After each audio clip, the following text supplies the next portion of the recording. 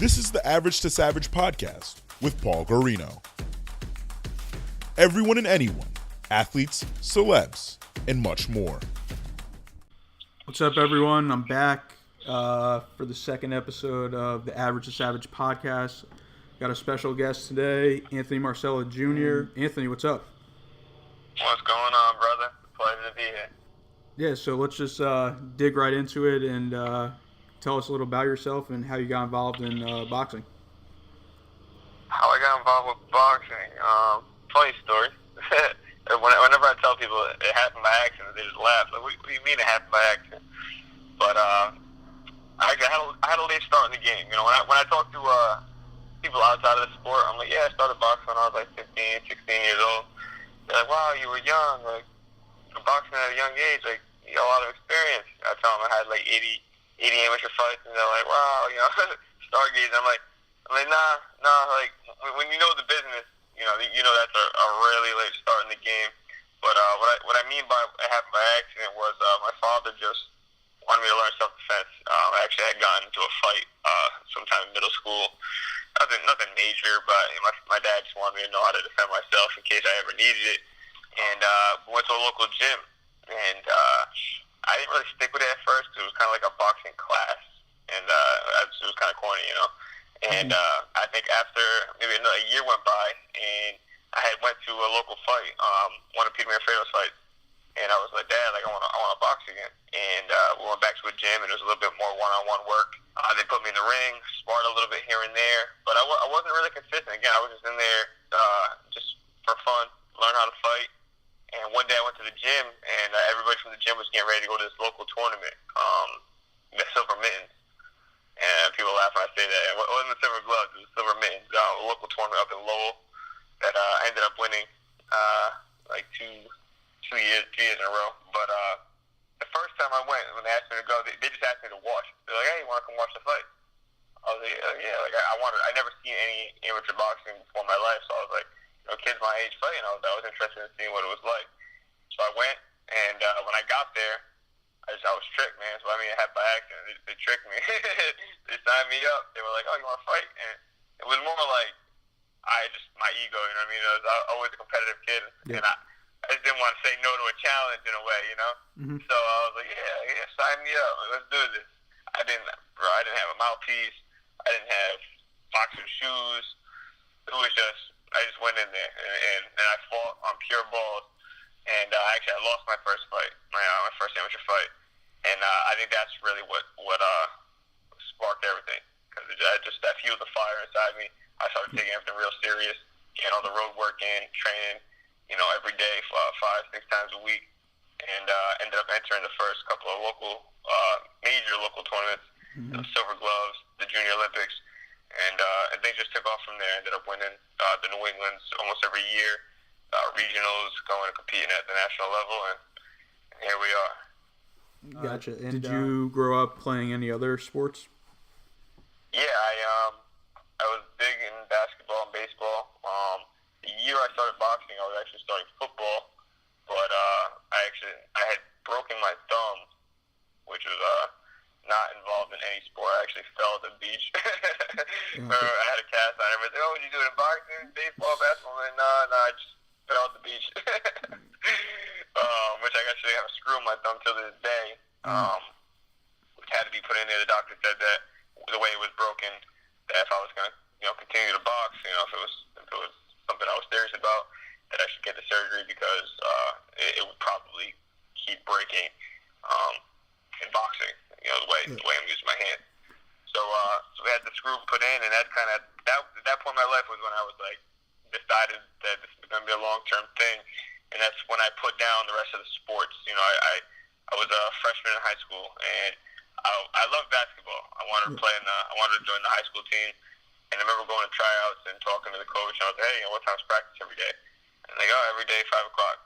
I'm like, that's gym time, So I kind of faced it. I'm not going to the NBA by any means. I'm 5'9", and my 3-point shot ain't all that. So I was like, all right, I put everything out the side and went full force in boxing. So what about like what did your classmates say that you were boxing like and they're playing like sports in high school? Was that like weird? Did they like what did they think about that? Yeah, I mean, you got both sides of the spectrum. You know, you got the guys who think it's real cool. You know, because it's not like a typical sport. You know, not everybody's a boxer. People might take classes and things like that, like we talked about. But for me to actually compete, you know, you definitely stand out as an athlete and as a person because it's just a unique sport. But then you got the other guys who kind of look at you like, oh, he thinks he's a tough guy because he boxes, which was never the case with or without boxing. Yeah. I wasn't soft-spoken, especially at a young age, you know, until I grew up and matured. You know, I threw my weight around. But yeah, I mean, it had its pros and cons because, you know, again, people test you.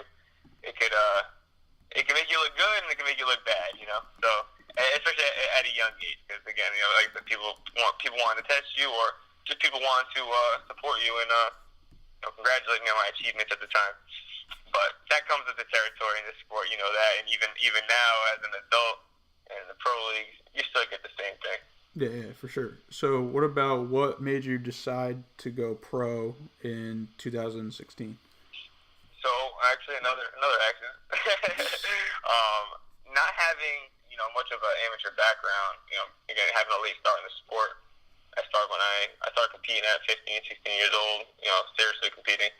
And I remember going to nationals. I had around like less than 20 fights. You know, I'm fighting guys with 100 plus fights, but I'm competing with these guys, and that was kind of the hype about me at first. You know, I'm the minority in the sport. You know, being a white boy in the sport, dominated by African Americans and Mexicans who they're tough, talented. You know, they dominate the sport. They dominate the sport. You know, and I was a minority in that, and even outside of that, just going to the national level, and again, I remember my first time at the national scene. I think it was in Kentucky. I want to say something weird. I think it was something like Kentucky, but long story short, I remember being there, and everybody knew each other. I remember fighters, everybody shaking each other's hands. What's going on? Oh, you got, you know. I remember your last fight over in Michigan, you know, good fight, blah, blah, blah. They robbed you, they this, they that. You know, oh, you go into this tournament next month. You know, these guys, they all knew each other, you know, and obviously I ended up learning the business later on that, you know, I mean, these kids grew up with each other, you know, they've been competing. You can start competing at 8 years old in the amateur competition.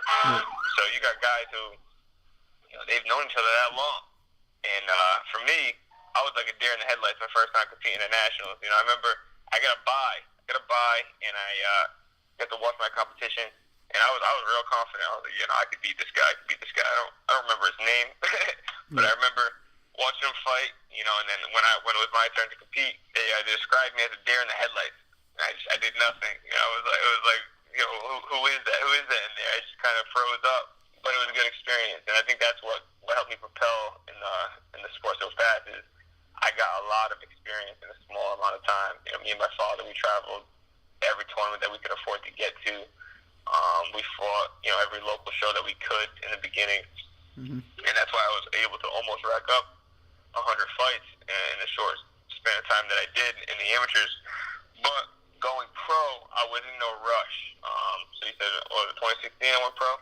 Yep. I went pro on the DeBella show. It was supposed to be, and this is why it was an accident, it was supposed to be the Keith Thurman Sean Porter fight, the first one before Thurman got into a car accident. Yep. And I remember going to New York, and I met Lou DeBella, and you know, both of us obviously hit it off immediately, being Italian. And he was like, hey, he's like, if this kid can fight as good as he looks, he was like, you know, we're in business. So he put me on that card. But then when Thurman got in the accident, they moved the date. Well, actually, let me backtrack a little bit. That's why I was turning pro. It was like a short notice. I think I had maybe 3 weeks to prepare. I was always in shape when we was in the gym. There's no off season in boxing. I had originally intended on, you know, biding my time. I was like, I'm gonna train for the year, travel, go get different looks all over the country. You know, we could talk about that maybe with me traveling out to Vegas. We can get to that because I had already been out there at this point. Yeah. But I had intended on bouncing around and just getting the experience and getting in there with different guys, as I had done in the amateurs. But with pros. And it would have been sparring, but it still would have been a good look and to get in there and experience it. So that was my plan. They wanted to put me in that card. I was like, in my pro debut on a world title, undercard. I'm like, absolutely, let's do it. It was a Showtime card, I believe. That's why I agreed to it, signed the contract, and Keith Thurman got in an accident. They ended up moving the date a little bit, but it ended up being a Gary Russell card. I can't remember who he fought, but still a big card. I believe that was still on Showtime. Yep. And my fight was actually, my debut was aired on Sky Sports. Yep. So it was a good debut. I was happy with my performance, and yeah, that's kind of why I turned pro in 2016. If I didn't, I'm not really sure if I would have followed the plan to a T. As I said, I wanted to bide my time, get some exposure all over the country, and get to work with different faces. But before you turned pro, but you didn't move out. You didn't move out there till after. I was still an amateur. I was actually training for I forget what national tournament at the time. But it was when Floyd was training for the Pacquiao fight was the first time I had been to Floyd's gym. I had a friend of mine out here called Big Bro. We were sitting down having lunch one day, and I was saying how I need to get out of here. I was like, not that I need to get out of here. I get great work here. But I was like, I need different looks. Yeah. I don't think it's any secret that the boxing scene isn't as active as it is elsewhere. Yeah. Not the talent. We got a lot of talent. But just the boxing scene, I just feel like boxing isn't as live as it is, in per se Vegas. Mm-hmm. And I was like, I want to get out of here. I want to get different looks. I'm a big believer in you become the average of people you surround yourself with in a sense, right? So I was like, all right, well, if I want to be great, I want to surround myself around the greats. Mm-hmm. So I talked to him. I was like, I want to get to Vegas because I think that's a great idea. So he booked my flight. My father had a friend out in Las Vegas who let me stay in a spare room of his. And I went with a buddy of mine. His name's Scotty. He's actually still out there. He came out there with me within 2 days. He was like, dude, I don't want to leave. And he got a job and stayed. He's still there. That's when I went out there, and I just walked into the Mayweather Boxing Club. I didn't know anybody. My coach at the time, Jose Santos from Rhode Island, 401 Boxing in Cranston. He was close with Eddie Mustafa, mm-hmm. who trained at one point at least. Trains a lot of fighters in the Mayweather gym. Yeah. And he linked me up with him, so I went in there just asking for Eddie. And Eddie introduced me to people, and I just started training. That was it. I didn't know anything. I didn't know kind of what to expect. Went in there, and I remember asking for work. I was like, hey, I need some sparring. And I don't think that they kind of knew what I was capable of at the time. Yeah. They thought, some white boy walks in the gym. They're like, yeah. I probably look like not even like an amateur. They probably think I'm some kid looking for boxing classes. Yeah. I was like, I need some work. And they were like, oh, we'll get to that. We need to work on some things. I'm like, work on some things. I'm like, I'm training for a national tournament. Like, I need to work. And they're like, oh.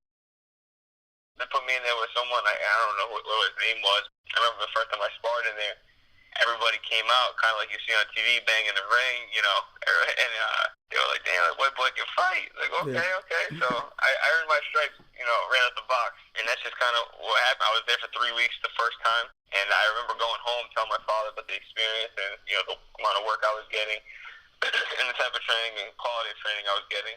Again, I think my father, so I've always been a Floyd Mayweather fan.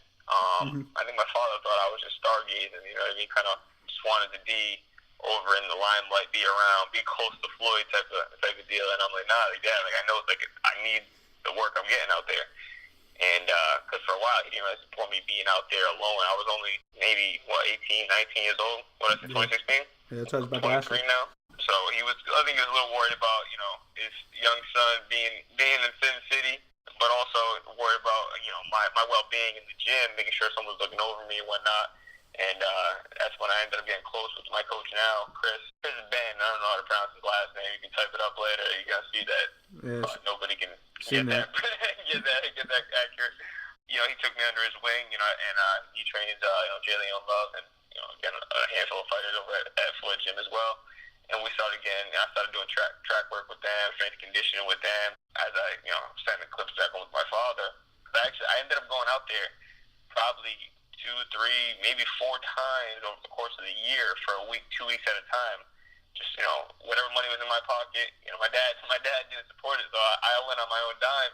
Mm-hmm. Whatever money I had saved up from whatever I was doing on the side, and kept telling him, like, nah, like, I need to be there. And my dad just wasn't buying it. He wasn't buying it. I'm like, Dad, if you came out there with me and saw for yourself, you don't understand, like, this is where I need to be. After I made my pro debut, went through the mud a little bit on the business side of boxing. It was October, I want to say. October, November of 2016, where I had gone back to Vegas. I was staying with Floyd's bodyguard, Greg LaRosa. Another, I hit it off with him. Actually, Paulie D introduced me to Greg when I went out the first time for the Pacquiao camp. I don't know how they knew each other. A bunch of Italians, you know how we roll. We know the who's who. And he introduced me to Greg in the gym. Me and Greg always stayed in touch. Greg's always looked out for me. He's probably been my biggest support out in Las Vegas. And he told me, like, if you're ever out here and you need somewhere to stay, I got a spare room, you're more than welcome to just stay for a week or so, you know, however long you need. So I remember hitting him up, and I'm like, yo, like, I might come out there this weekend. I was like, I'm going to come out on Sunday. He's like, nah, come out on Friday. I was like, why? He's like, Floyd's got some fights. He's like, you should come check them out. He's like, you can come chill with us. You know, we're probably going to go out after. And I was like, that's all I need there. I was like, wait, I can go out with you and Floyd? Like hang out with Floyd? And again, this is me still being, you know, the biggest Floyd fan in the world, a young kid. Yeah. And I was like, I'm in there, you know what I mean? The ticket was like an extra $200, but I was like, I don't care. I booked that flight. This was on a Thursday night. Yeah. I left. I booked a flight, and I was on a plane within like 4 or 5 hours. Greg picked me up at the airport. I mean, I had met Floyd a few times. I remember we went right from the airport to the Cosmopolitan where the fights were at. You know, he's on the job. So, you know, Floyd pulls up, and, you know, they're escorting Floyd inside.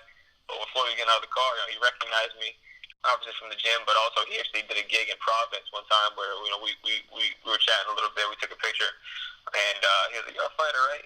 Yeah. You know, Greg kind of told me a little bit about me. So I was kind of on his radar from there, and Floyd actually helped me out.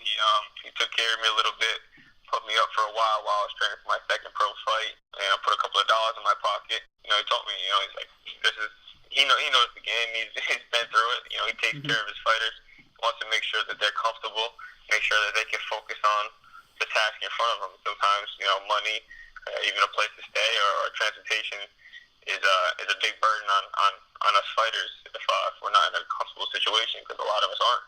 Yeah. So Floyd made sure I was comfortable. So it was quite a roller coaster ride, and it was actually, you know, I remember my father, who again wasn't sure about me being out there. I remember giving him that phone call, like, hey, like, Floyd did this for me, Floyd did that for me. He's like, wait, he's like, what? Floyd? Like, he's like, wait, you want Floyd? I remember I flew my dad out the following weekend, and we had dinner with Floyd. And he just told my father, he said, listen, he said, don't worry, the champ's going to be all right. So we're going to make sure he's comfortable. That's it. That's kind of what embedded me into Las Vegas and basically made me a resident. Haven't got my license yet, but been out there for 2 years. I need to. I got pulled over once, and they were like, oh, you've been here for how long? Like, I guess I'm supposed to get my residency over there. But yeah, I mean, that's a Las Vegas story for you. Yeah, I mean, there's a lot more that goes into it, but that's the surface. Yeah, for sure. Who are some like the top guys you sparred with there at the Mayweather gym?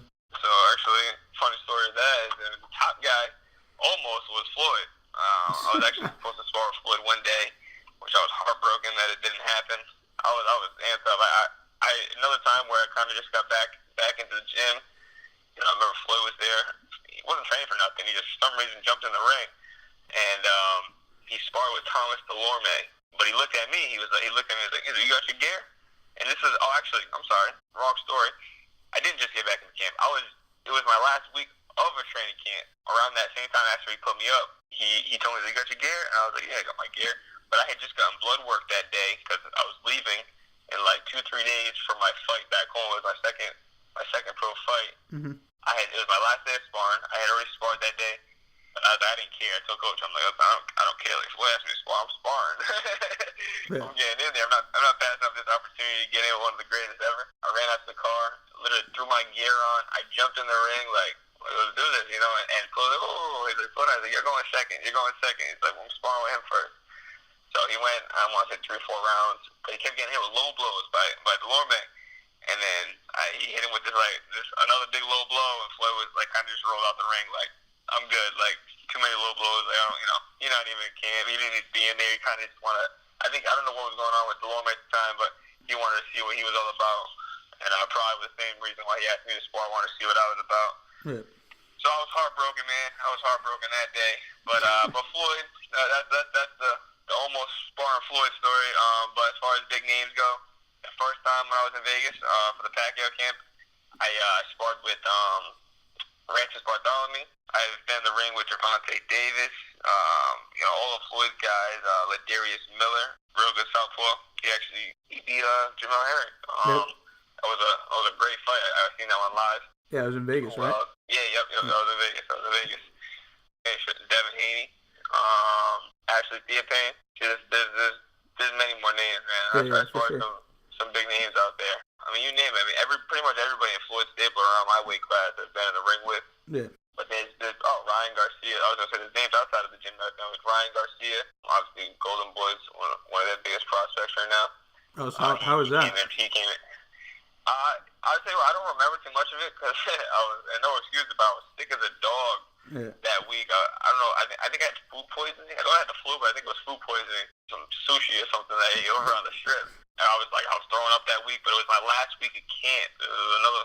I don't think I've ever had a good training camp. I'm gonna be honest with you. I was talking to somebody recently. I'm like, people don't see what goes on behind the scenes. Yeah. You see the stuff we post and what's on the surface, but they don't realize, how many times fighters we go into the ring with a broken hand or we were sick or whatever, But with Ryan, I didn't know who Ryan was. That was a funny story. I didn't know who Ryan was, and I remember going to the gym. Coach knew I was sick. He's like, we got this guy, that kid he's from California. And he just signed with Golden Boy. I remember getting to the gym and I see him. He looked like a little kid. Cause he's only 18, and this was probably almost 2 years ago now. So he was maybe, he was young. He was a young kid. I'm like, I'll spar this little boy. Let's do it. I was 50% of the man. Got in there, I'm like, motherfucker's fast, man. And he's strong. And I tell everybody, I'm like, people look at him like he's just a little kid, and they can see it for themselves now. Obviously, based on his fights, almost all his fights are knockouts. Boy got popped. Boy can pop. He can fight. He can fight. He can hit. I just remember, like I said, I'm a real defensive fighter, so I didn't really have much in my tank that day. So I was just kind of doing my defensive thing, pop shine. Just surviving, basically, trying to get through the last week of camp. I had to get the work in. I wasn't going to not spar the last 2.5 weeks before my fight, so I got it in there. Which, funny story, though, is because you've probably seen some of the beef online. The other person I sparred with that week was Roldy, one of Floyd's fighters, and they have, this ongoing beef on social media from one of their sparring sessions. I sparred him that same week, so it's funny. People ask me my opinion on them all the time, and I like both of them. I'm cool with both of them. I'm closer with Rolly because he's in Vegas and we work together all the time. But I know people who do business with Ryan, and I definitely support Ryan's what he's got going on. I understand the business and what he's got going on behind the scenes, and I definitely commend him on all of his accomplishments. Yeah, so. Sure. But yeah, there's a lot more names that I can't remember right now. Yeah. Let's move on to your most recent fight, which was May 11th. You had a tough fight. You won by split decision. Was a hell of a fight. Definitely a tough fight. Probably my toughest fight to date for me. Yeah. And that's taking into consideration my fourth fight where I actually got dropped in the 4th or 5th round. Which again, in my opinion, flash knockdown. It didn't affect me in the least.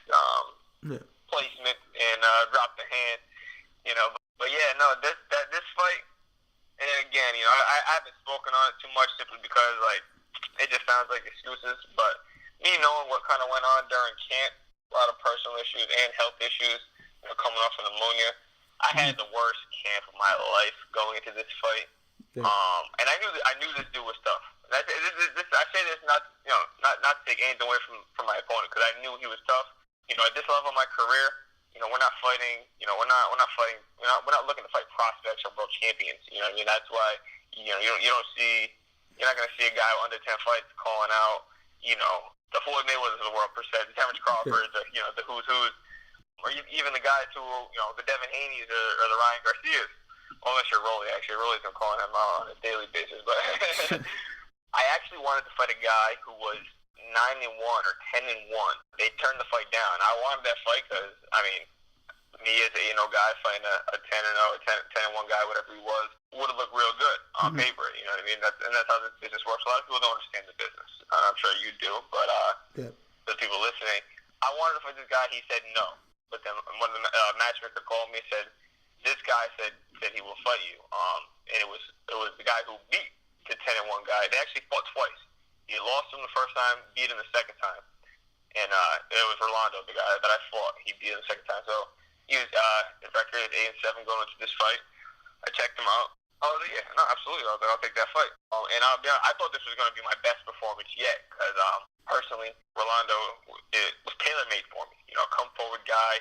You know, and again, I don't say this to insult anybody because he's a tough fighter. And you know, look what he did against me. You know, regardless of my condition in our last fight. But to keep it straightforward, like you know, no special effects. A come forward guy. And that's that's my wheelhouse right there. You know, I'm a counter puncher, I'm a boxer. And again, for the guys who know boxing or know me, and if you look at that fight, like who the hell was in there, man? I didn't box at all. I couldn't get out of my own way. You know, I never get hit. That's my forte is my defense. You know, I'm real elusive. Yeah. And I was there all night. I had nothing in my legs, but I made it a dogfight. I congratulate my opponent. I know some people were upset about the decision. I wasn't. I wasn't surprised that I won, not because it was a hometown decision or a hometown fight. That's a lot of people need to understand is I'm not. Yeah, I'm a hometown fighter, but I'm not a CES fighter. I'm not signed to CES. Yeah. You know, they have no reason to protect me other than. I mean, if anything, it would have made more sense for them to go the other way because now the next fight would sell out. Because obviously, I'm going to want the rematch if I take a loss. Yeah. So for people, yeah, for the critics who are like, oh, you know, no, they should protect their fighter. I mean, I'm not their fighter. I can walk away tomorrow. I can go fight for somebody else tomorrow. They have every reason to want to keep me there and to want to sell more tickets by giving me an L. And now my ego is going to say, all right, well, give me the rematch. And I don't care if you don't like me or you do like me. You're going to come to that next fight because you want to see the rematch, right? Yeah. Now, unfortunately, you know, it's just not that we're not at that caliber yet. Where you know, I heard that the kid wanted a rematch, and you know, this isn't PBC, Showtime, pay-per-view. You know, I'm not getting paid any more money to give him a rematch or fight him. So it's like, for what? I got nothing to prove. I got the W. Yeah. You know, you gotta earn that stuff. You know, people are gonna understand this is a business, man, and I'm in this to make money, and some people frown upon that. But listen, if you're in this sport, taking the punishment, listen, I split my eye open. Yeah. Split my eye. It was a headbutt. Don't get me wrong, but you know, the punishment you're taking in this sport, man. If you're not getting paid properly for it, you're a fool. You're a fool. You know, I'm not going in there putting my body through what I put it through in training camp and in those fights and in sparring to not get paid, you know? This is all I do. I'm working on some things on the back end, you know, to you know, pay my bills and take care of myself and my future family or even just my father now, because that's my biggest motivation.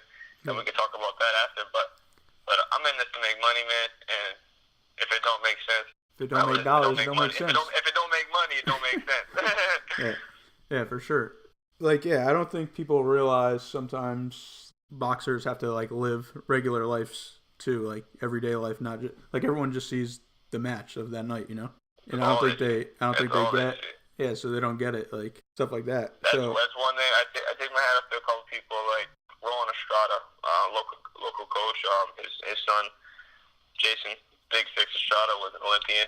He says to me all the time, he's like, I really take my hat off to you, just taking off on your own, going across the country, you know, what it takes really to be out there by myself.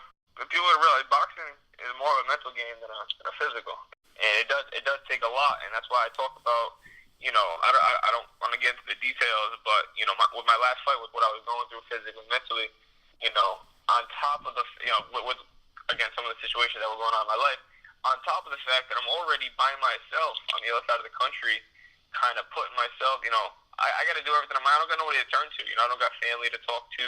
Yeah. You know, help me. You know, drive me to the gym.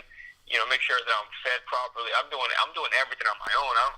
You know, I make it look good on you know, social media, but I'm doing this all on my own. You know, this is all money out of my pocket. This isn't daddy's money. Yeah. You know, people think. You know, I don't know. I know a lot of people think what Italian kid, this and that. Like I don't got. My dad, he's on his hands and knees. He does tile floors, granite countertops. You know, and after my fights, I guarantee you I got more money in my bank account than him. I'm doing this for us. I lost my mother when I was 7 years old to cancer. A lot of people don't know this stuff because I don't talk about it. Yeah. And it's just me and him against the world. That's why when you see Team Marsella, most of the time it's just pictures of me and him. Yeah. Or the only guy I really have. We don't even have paperwork, but the only guy on my team is my attorney, and that's to make sure that the contracts are right. Because yeah. I'm no lawyer. I don't. It's a whole different language when you're reading that paperwork. So yeah. I keep a small circle, but I got a big plan, and so far it's going smoothly. Yeah, for sure. I think maybe you should just vlog the whole training camp one day. And that's again definitely part of the plan, but. Again, that everything costs money, but man, it's tough. It's tough trying to get it done. I have a lot of ideas that if my situation was a little different, I think people would be blown away. But just like behind the scenes stuff. Like I don't think people realize like you guys have to watch like everything you eat and stuff like that. Oh man, yeah, it's crazy. I'm gonna be starting on a diet. That's the most miserable part of camp, and I've tried to do some things, but it's kind of low level stuff, and I don't want to put out low quality material, you know what I mean? I pride myself on being the Rolls Royce, you know what I'm saying? So I don't want to start posting Toyota Camrys, Yeah. And it's obviously another thing you do well is just marketing yourself, posting good content. Well, that's it. I definitely think that that's the difference between not me and just any fighter, but me and a lot of people is like you and another 9-0. I got a good head on my shoulders, man. I do my research. I read books, put it like that. I read books even to this day. I make sure that I have a good understanding on whatever it is that I'm involved in. I don't just jump the gun. I do my due diligence. I make sure I'm educated on whatever it is that I'm getting involved in. I don't want to rely on anybody. And I don't trust anybody. For sure. So that's why it's like if I can do it myself, why am I gonna pay someone to do it for? Yeah, for sure. But exactly. As far as the video stuff goes, unfortunately I can't hold the camera and punch a bag. So yeah. All right. So what is the future for your short-term future for like what do you think? When's your next fight gonna be? Are you trying to fight anyone specific? Like you were just telling me. Yeah, no, I don't even remember his name, but he's about the 10-1 guy, and they basically told me that he's retired. They're like, no, he doesn't want to fight. He said he was retired, and I'm like, okay. Tired, but I don't know, whatever.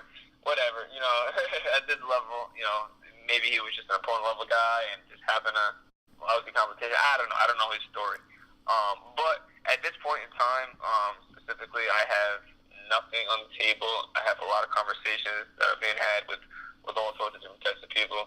I know Jimmy, CS Boxing, their next show is, I want to say June 2nd at Foxwoods. Good.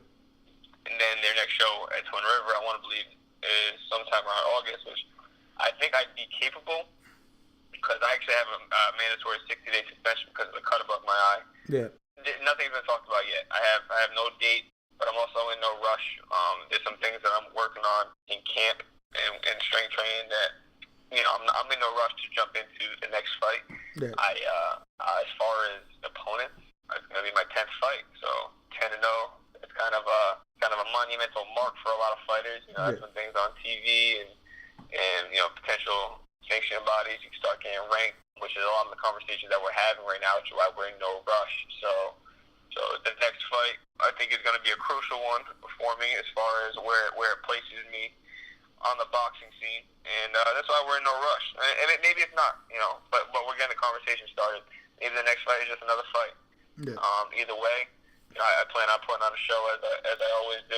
That's one thing I laugh because first couple of fights, a couple of first round knockouts and things like that.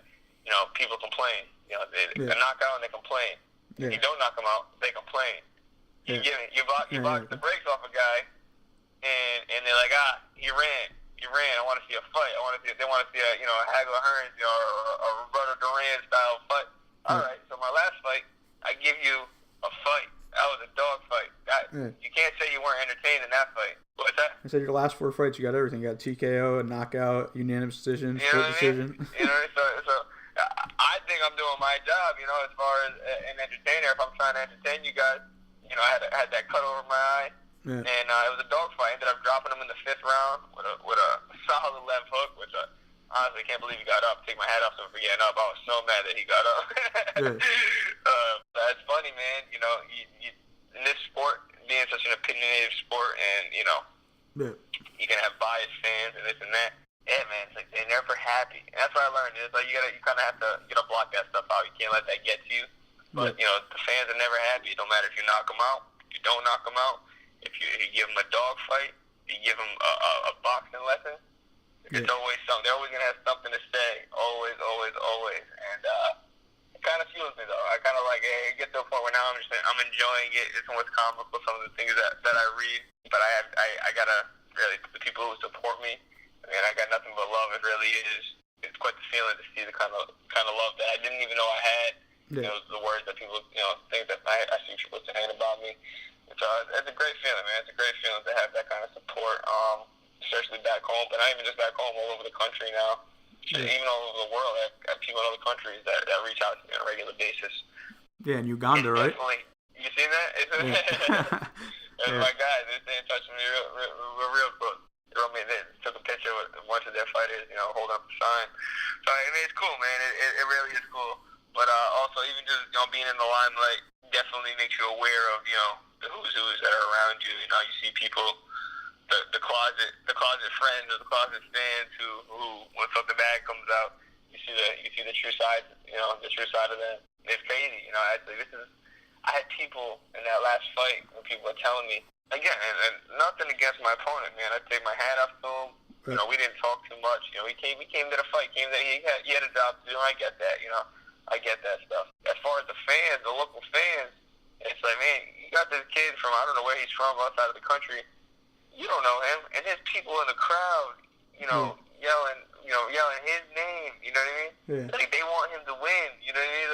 Like, I'm like, what? How are we in my own town and I got haters like that? Yeah. I mean, that blew my mind. You know, that blew my mind. And I'm like, really, I got that much.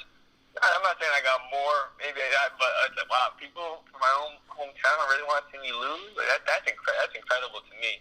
That really is incredible to me. But it's motivating at the same time. Motivating That's what I was gonna say. No, I think that's a good thing on the low, I guess. Yeah, at the end of the day, I ain't worried about it at all. You know, Mayweather made a lot of money off of the people that wanted to see him lose, so whatever. Yeah, exactly. So, do you want to fight in Vegas? Oh, absolutely. Definitely. I know I'll end up there, one way or another. Again, I understand business and marketing, and this is where I'm from. It only makes sense to build my brand here and build off of it here, since I already had a following. It's like a whole nother thing. You know, again, you got these people, bro, who, he's just a local fighter. Like, what do you mean I'm just a local fighter? You think I don't have the opportunity to fight anywhere else in Twin River? I choose to fight here. I have a great thing going with Jimmy. Yeah. We do a lot of good business together. But I've been offered things elsewhere. Yeah. I choose to fight here. Why? Because, one, I make more money here. Yeah. Two, it only makes sense to build off of my following here. If I go and fight in someone else's backyard, one, again, you got the chance, or if you're fighting a local guy, tougher decisions, will make you less money. I'm not selling tickets there. And let's say, I mean, the people there, I mean, there's the one pro to fighting somewhere else. Maybe I gain a few fans. But if it ain't a big card, what am I going to, how many people are going to go out of their way and Google me, search me, follow me on social media? Yeah. Even if it was a couple of hundred, what is that doing for me in the long run? Nothing. Yeah. But guess what? The extra couple $1,000 difference that I'll make playing at home, that makes a difference to me. If we're talking about paying my bills and putting food on the table, and reinvesting into myself to get me to the point that I'm at now. It's just funny. You know, it's like if I didn't fight local, you know, everybody'd be like, "Oh, when are you gonna fight home again? When are you gonna fight home again?" But when I do fight local, oh, you're just a local fighter. You know how that goes, man. You know how that goes. But I'm just gonna keep doing my thing, man. I'm gonna keep protecting my brand and building my brand the right way. I'm 23 years old, man. I have less than half the experience that a lot of these guys have, that a lot of these prospects have, that are in my position. I'm putting good money in my pocket. This is business, and it's one that I understand, that I do well. So I'm gonna keep staying in my lane. I'm not gonna make any moves based on other people's opinions. That's not gonna do nothing for me. Yeah, for sure. What advice would you give to younger kids trying to get into boxing? Don't. Nah. Honestly, the biggest one thing I like about boxing, whether you do something with it financially or not, the doors that boxing has opened for me, not just because of the relationships that I've built, but because of the skills and like the values that it's instilled into me. Hard work, discipline, patience, perseverance. Things that the things that I have avoided in my life. I've never touched a drug in my life. I don't drink. I don't smoke. And things that a lot of kids, when they were younger, might have dabbled in because they had no reason not to. Maybe I would have if I didn't have boxing. I walked away from a lot of things in high school and where people start experimenting because I was like, no, like I gotta I'm a fighter. Like, I gotta be right physically, mentally. I can't alter anything. It put me in a whole different mind space where, again, it just not even just that. Like, that's just one example, but even just again the being able to avoid anything. Being able to not go out on a Friday night because I have a fight on Saturday. Yeah. Just being able to sacrifice. That's another one. Being able to sacrifice, something small for, the greater good. And, those are all skills and values that I gained through boxing. And then, again, the things that I've learned in boxing, the relationships that I built through boxing have put me in a place, to make money and take care of myself and my family. Advice to the younger generation getting involved with boxing, you got to all or nothing. That's it. It's got to be all or nothing because you can't. It's not a part-time sport, and if you're not all in, you're not going to learn those lessons that I was saying I learned. I was all in. I didn't even know what I was going to do with boxing. I wasn't always the fastest guy, the strongest guy. I think, for me, like Floyd actually says a lot, is you might be faster than me, you might be stronger than me, but there's no one in this sport that's smarter than me. The mental side of this game is important, but if you're not all in, you're never going to really learn those values because, again, if it's a part-time sport, you might miss those days in the gym to go do those other things that I was talking about. As far as the guys who are serious about the sport, the guys that are serious about the sport, who are like really like they're in, that they're all in, and they got the physical side down. The mental side is you want to learn in their life skills. Really, it's not even just boxing. Learning when I say the business, because business is all the same. Yeah. It doesn't matter what the business is. You just gotta learn the skills. You gotta learn how to communicate with people. One of the books I read in high school is How to Win Friends and Influence Others. So when you're trying to build relationships, you want everybody to like you. I remember even in the amateurs, I made sure like everybody liked me. I don't care what state I was in. You shake everybody's hands. Make sure everybody likes you. You never know when you're gonna need somebody. You never know.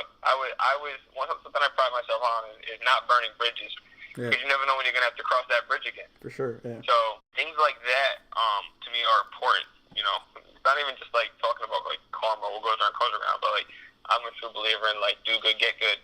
So just understanding life skills and applying them in the sport is key. It's key in everything, but for the young fighters getting involved in the game, definitely, know that boxing is bigger than boxing. It's more than just fighting. Sure. There's a lot more that goes into it, and that's why I've been real successful, is because I don't think I'm the most talented or the most skillful or the strongest fighter in the game, but I will make money in this sport because of the things I bring to the table outside of fighting. Yeah, for sure. One more boxing question, then we'll get to some fun questions. What would you be doing if you weren't a pro boxer? Or what do you think you'd be doing? No idea, bro. I have no idea. Actually, someone asked me this question the other day. I've said this a few times, actually. Maybe you'd be a YouTuber. Honestly, if I were boxing and I was like in the same mental space that I was coming out of high school, I'd probably do something like that. I've always like envisioned having my own brand, like being my own commodity. And if it weren't for boxing, I wouldn't. That's not like I don't sing, I don't dance, I don't really know where I would have went. But the more I learn about this social media world, where you don't really need to have a skill, but you can build a brand around yourself, I probably would have done something in the social media world for sure, and I'm trying to now. Yeah, for sure. The more I learn about it, it's wild. There's a lot of money in it. But funny story though is, if you ask my father in high school, what's he gonna do after high school? he would tell everybody that I wanted to be like a detective, or a cop. And the reason being though is because I used to tell him I was like, I want to be. I didn't know the name. I used to say like a drug detective, a narcotics detective. Is what it was. But I used to say like, a cop who studies drugs and this and that. The reason why I used to say that is because I used to love the movies Bad Boys. Yeah. Will Smith. And I only loved that movie because he had a Ferrari. Like that scene where he like chases the tractor trailer truck, the car trailer, on the highway and stuff. I was like, in my head, I was like, that's what a narcotic detective does. I'm like, that's what I want to do. But I really wanted to do that because he had a Ferrari. So that was really, once I kind of learned that it was fake, I was out of the window. Yeah. It was out the window. For sure. But I don't know, man. I've always had a passion for business, probably because no specific business. I like building things. I like creating things, and I don't know what the business would have been. Something that's my own. Like I said, I've always had a passion for having my own brand, like making myself my own commodity, but building a business around it, whatever it may be. I like creating things. Yeah, for sure. All right, so let's go to some quick jabs. What's your favorite social media platform? Instagram. Favorite boxer? Instagram for sure. Favorite boxer? Yeah. Floyd Mayweather. Favorite athlete? Floyd Mayweather. Favorite sport? Although, it's just funny though because I never watched much basketball, but Michael Jordan, I just always had a thing for Michael Jordan. Just simply, I think because he was like known as the greatest, you know what I mean? Like he had that label as like the greatest, and I couldn't even have told you why because I didn't follow like basketball. I don't think I've ever watched a game on YouTube with Michael Jordan. I might have seen like highlights and things like that, but I think I've always had the passion of like just being the best, you know what I mean? That's why, I think that's why obviously I love Floyd so much, because, he ended up calling himself TBE, and some people criticize him for it. And I don't criticize him for, I don't glamorize Floyd because he is or isn't TBE, but his mindset is what I love, you know what I'm saying? Like, I got the same mindset, like, I'm going to be the greatest. Like, whatever it is I do, I'm going to make sure I'm the best at it. And that's always been my mindset, so I think that's why I like Floyd. I say Michael Jordan was in the running for that. I used to, when me and my father bought our first house after my mother passed away, we moved to Smithfield where my grandparents and my aunt lived, so they helped take care of me, helped raise me when my mother passed away. My dad wouldn't let me get a dog. He said it was too much work. He was like, they take too much maintenance, whenever I'm never home, this and that, you're not going to take care of it. So we bought 2 cats. And I named one of the cats Mikey and the other cat Jordan. It's funny. But yeah, so we're obsession with Michael Jordan. Still to this day don't watch basketball, but I had like every pair of Jordans when I was a kid. Yeah, for sure. So I guess your opinion would be MJ over LeBron then. I'll again being a numbers guy in a sense, as far as knowledge and things like that go. As far as numbers go, from what I read, I don't do too much research on it because I'm not really a fan, but from what I've seen, it looks like LeBron's numbers are surpassing Michael's. Yeah. So I don't know. I'm also kind of like an underdog kind of guy, and like where people just want Michael Jordan to be like the greatest. I think it's like the same way with Floyd actually. Like they're gonna appreciate LeBron after he's gone. A lot more. Sure. It's like what Floyd says about himself. Like they'll appreciate me more when I'm gone. It's the same thing when they talk about like Cassius Clay and Muhammad Ali. He talked a lot of shit. He was a cocky guy, and there was people who criticized him for it when he was when he was relevant. I don't want to say he's irrelevant, but when he was active. Yeah. And as time passed, he goes down as the greatest boxer to ever live. And I think that'll happen the same thing like Floyd says will happen to him or will happen to LeBron. They appreciate you more when you're gone. Yeah, pretty much. Yeah, I mean, and Muhammad Ali got recognized for being an activist.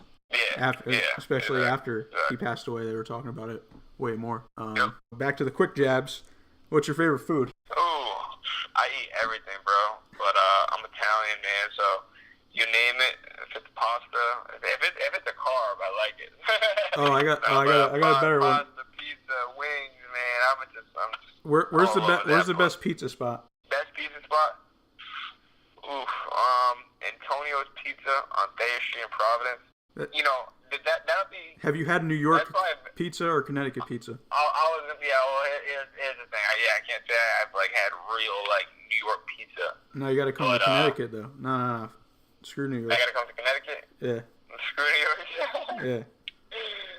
Nah, we got like the top. You gotta show me around though. Yeah, I got you. It's crazy. Yeah, you never heard of Pepe's? Nah. Pepe's, Sally's. Nothing. Yeah. So actually, they just opened a Pepe's in Rhode Island. You're gonna have to go. They literally. It's on Monday. Sounds too good to be true. It's on Monday. You gotta go. I forgot what town it's in. What about your favorite movie? Oh, it's Bad Boys. Movie. I would have said Bad Boys. You know. Like, Yeah, I'm just gonna go Bad Boys. That's always been a favorite movie. I love a lot of movies, man. I'm a movie guy for sure. and I think they're rumored that they're making another one. I think I saw that the other day. I did hear about that. I'm pretty pumped about that. What about favorite singer, artist, Singer. whatever you want to call them? Singer. Artist or singer? Are we talking like rapper or are we talking about like Whichever. favorite artist? Drake. I guess he raps and sings, so we can just Yeah, go Drake. so there you go. Artist, singer, Drake. All right, so that's about wraps it up. Is there anything else you want to say or shout out anybody? I just want to thank you. I definitely want to thank you. I want to thank everybody who's supported me thus far. Definitely looking, I'm doing a lot of things outside of boxing. You might have seen the video I did with my uncle on YouTube. Yeah. It's called Bigger Than Boxing, and we didn't get too much into it because we're just kind of getting our feet wet. Yeah. But my uncle, Alex Snow, he spent 17 years in prison for second-degree murder. And I got, he's an uncle to me. I mean, he's not literally my uncle. I mean, he's a 300-pound, 6'5" black dude who obviously ain't my cousin, but he's family. He's more family than a lot of my blood family. Yeah. And when he was in prison, he obviously had a lot of time to think about the choices he's made in life. He did a 180. Got a degree in there. Did a lot of work with the kids. A lot of the schools come in, and he did a lot of work with the youth. And he carried that, outside of that cage. We're doing it together. We're working together. We do a youth outreach program. Him more than me, because he's just his what he's been through, his life experiences. Obviously, I can't even scratch the surface. But why he likes having me part of the team is he doesn't like to tell people, or he feels wrong for telling people to do things that he wasn't capable of doing. So he likes having me at the table because he's an example of somebody who made all the wrong choices, and he can definitely show you the result of that. But me, I'm an example of someone who's always made the right choices in my life, and I can show you the results of that. Being able to kind of be in the limelight, make money, and just do good, get good, do bad, get bad. You know what I mean? Yeah. No one wants to spend more than no one wants to spend any time behind bars, but let alone 17 years. That's pretty much my entire life almost. So Yeah. so together, we're doing a lot of work with the kids. Trying to obviously different areas. We might talk about different things, but from gun control to not even gun control, because that's a very touchy subject. But speaking up if you see a gun, things like that. Yeah. Obviously drugs, drug use, but even right down to choices around prom. You know what I mean? Every level. Because to me, just like business, when I say business is all the same, you just might have a different.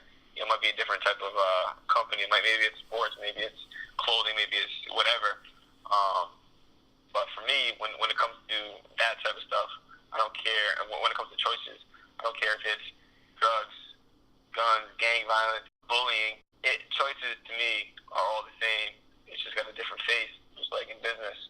So we're doing a lot of work with a lot of schools, and I'm excited to see where that can go.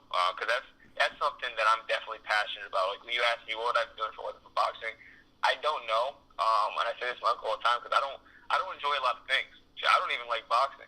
I swear to God, man, it's a love-hate relationship. Don't quote me on that. But there's not a lot of things that I enjoy. Like I have a friend of mine, like he goes shooting all the time. He loves going to the range. Like I don't care. I've been to the range. I don't care about going shooting. I shoot basketball sometimes. I don't care about playing basketball. I don't go out. I don't drink. I don't like going out to bars and clubs. You know, I like picking up chicks. That's fun. I do like women. But I can't really make a business of that. I mean, not a respectable one at least. But as far as like what I enjoy, I love giving back. I love doing for other people, and the stuff we do with the kids. You know, some of the things that the kids have told me about whether how it's changed their life, things like that. I love being able to affect somebody else, like change their life for the better. Mm-hmm. So what I do with them, I'm super passionate about, and I'm super excited to see where it can go. Definitely keep an eye out for what we're going to be doing. My uncle calls it before I was involved, instinctive choices, and it's just that definitely hits home with me because I've just always had like a moral compass. The choices I made were always instinctive. It was easy for me to pick the right choice. Some people they don't have that moral compass. You know what I mean? They do things on impulse. They may regret it later, but it's not clear to them when they're choosing it. For me, obviously, my nickname being A1, I was like A1 choices. I picked. Actually, I didn't pick the name A1.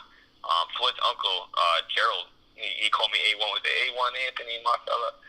I liked it because what's A1? And when you talk about A1, and if you look up the definition, it says great or very well equipped to the highest standard. Was like the definition I saw, and I love that. So like making the greatest choice, and we want to talk about A1 choices, and that's why I like the nickname for me as a fighter, being equipped to the highest standard. A1 choices, instinctive choices, youth outreach. Anthony Marsella Jr, Alex Snow, we're looking to do great things. I'm looking to do great things in boxing. I'm excited to take PG Sports for the ride with me. Yeah, for sure. Maybe we could hit up A1 Sauce for a sponsorship. Yo, they need to hook it up, bro. I'm gonna call Perfect, my lawyer right? and have them send it. No, You just gotta keep on posting like you're using it on your stuff. That's facts. All right. Well, I appreciate you. Appreciate your time. Cool, man. Appreciate you, brother. Thanks for having me.